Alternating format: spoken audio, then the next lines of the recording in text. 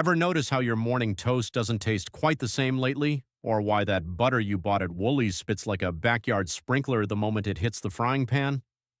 After spending weeks digging into what's actually sitting on our supermarket shelves, I'm genuinely shocked. Some of these brands are absolute rubbish, and you're paying premium prices for what is essentially a lie.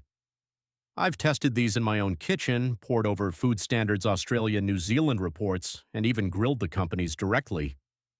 The contrast between the pasture-raised imagery on the box and the industrial sludge inside is staggering.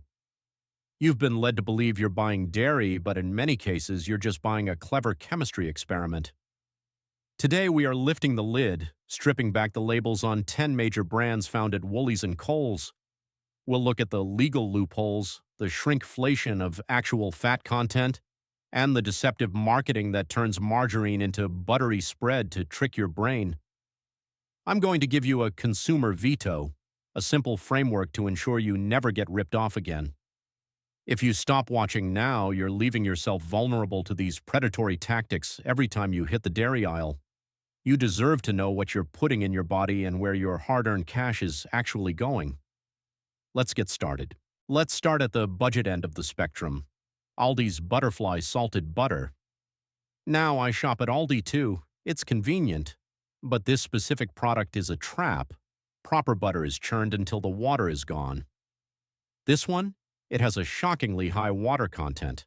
I melted 250 gron of this in a saucepan and measured what remained. Nearly 40 molars of water just evaporated into thin air. Think about that.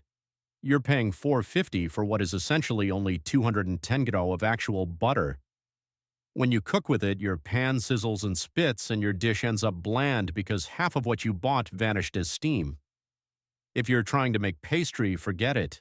That excess moisture will turn your dough into a soggy, limp mess. You're paying for water at butter prices. Moving over to the big two, let's talk about Coles brand Spreadable. They position this right in the butter section, wrapped in bright yellow packaging that screams, "I'm dairy." But flip it over. Read the fine print. It's loaded with canola oil and vegetable oils. This isn't butter, it's margarine wearing a mask. The ratio is roughly 55% butter to 45% oils and water. They charge you $5.50 for this convenience. Here's the reality. Real Coles butter is $6. For an extra 50 cents, you get a real product. The spreadable version is just pure profit margin dressed up to look like a time saver. Your gran didn't need a food scientist to tell her how to make butter spreadable. She just left it on the counter for 10 minutes. Why are we paying more for an inferior hybrid? Now I might cop some heat for this next one because it's a staple in commercial kitchens. Western Star Chef's Choice. It feels premium, right? But here's what they hide. It contains added flavoring agents and color enhancers. I called Western Star directly and their rep confirmed they add natural flavors and beta-carotene for color consistency. Now you might think natural is fine, but real high-quality butter doesn't need a helping hand. The flavor should come from the cream and the churn. If you have to add flavor back in, it means your base cream is substandard. They're charging you $8.50 for 500 g of chemically enhanced butter. That golden hue? In real grass-fed butter, it comes from the cow's diet. If they're adding beta-carotene, it tells me the cows are grain-fed in feedlots, not out on the pasture. You're paying a premium for a cosmetic fix, and it only gets more deceptive from here. Look at Woolworths Essentials. This is the rock-bottom budget line, and the taste reflects it. It's so bland it might as well be Crisco. In a blind taste test with 5 people, this came dead last every single time. But the real issue is the fat content. Independent tests have shown inconsistent fat levels between batches. Some batches hit only 78% fat when Australian food standards require a minimum of 80%. That 2% difference sounds small, but in baking, it's a disaster. Your cookies will spread into puddles, and your cakes won't rise. I tried making a hollandaise sauce with this. It split 3 times. I switched to a proper butter, same recipe, and it was perfect on the first go.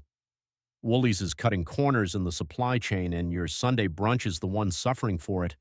All for $4.80? It's not even a saving when the product fails to do its job. Then we have Devondale Spreadable. It's the same oil cutting trick as Coles, but worse. Devondale built a reputation on quality Aussie dairy, then they pulled this stunt. They charge $6.80 for the spreadable version while their pure butter is $7.20. They're betting you won't notice you're paying nearly the same price for a product cut with cheap canola oil and emulsifiers.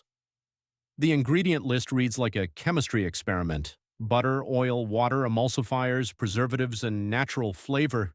If you love Devondale, stick to their blocks. Don't let them sell you a processed mess for the price of the real deal. It's a slap in the face to loyal customers who trust the brand. Now let's tackle the gold standard. Lurpak slightly salted.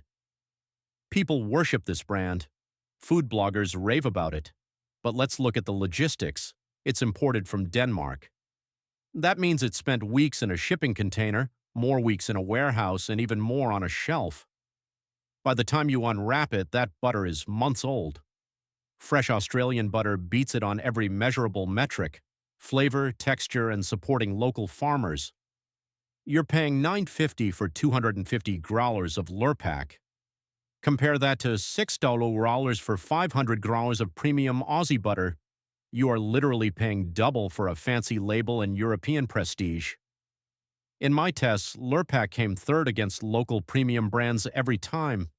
The only reason it's popular here is clever advertising and the cultural cringe that suggests European food is inherently better. It's not. Our dairy is world-class. Why pay a Denmark tax for older butter? Next is mainland Buttersoft from New Zealand. It's flooded the market lately, and frankly, I don't get it. It is packed with palm oil.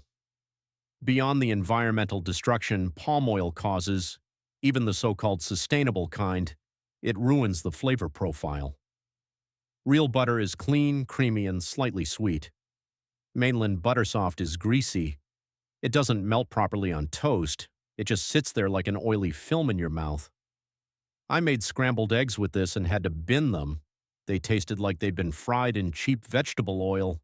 It's slippery, not silky. At $5.90 for 375 G, you aren't even saving money. Why would you support palm oil production when we have perfectly good Aussie dairy farms producing the real thing? It's nonsensical. Wait. Take a breath here. Because we've reached a point where we need to look at the bigger picture. Have you noticed a pattern? The problem isn't just one brand, it's the entire system. We've moved from butter is cream and salt to butter is a branding exercise. The industry has realized that if they can convince you that softness or spreadability is a high-tech feature, they can replace expensive dairy fat with cheap industrial oils and water while keeping the price high. They aren't making food anymore. They are manufacturing profit margins and using the word butter as a legal shield. We are being conditioned to accept a chemical cocktail as a natural staple. Take Flora plant butter. It's everywhere now, and the packaging is designed to mimic dairy butter perfectly. Let's be crystal clear, this is not butter. It is highly processed vegetable oils with emulsifiers, stabilizers, and synthetic vitamins added back in because the original processing destroyed all nutritional value. If you're vegan, I get it. You need options. But don't think for a second this is healthier.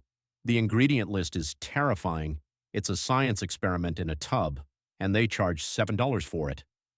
That's the same price as actual butter made from a single ingredient, cream. Flora positions this in the dairy section, uses the yellow branding, and puts the word butter front and center. It's deceptive marketing at its finest. I tried baking with it. The cookies were flat, greasy, and tasted like nothing. Question for you. Have you ever grabbed a tub like this in a hurry, thinking it was real butter, only to get home and see a list of 15 ingredients you can't pronounce?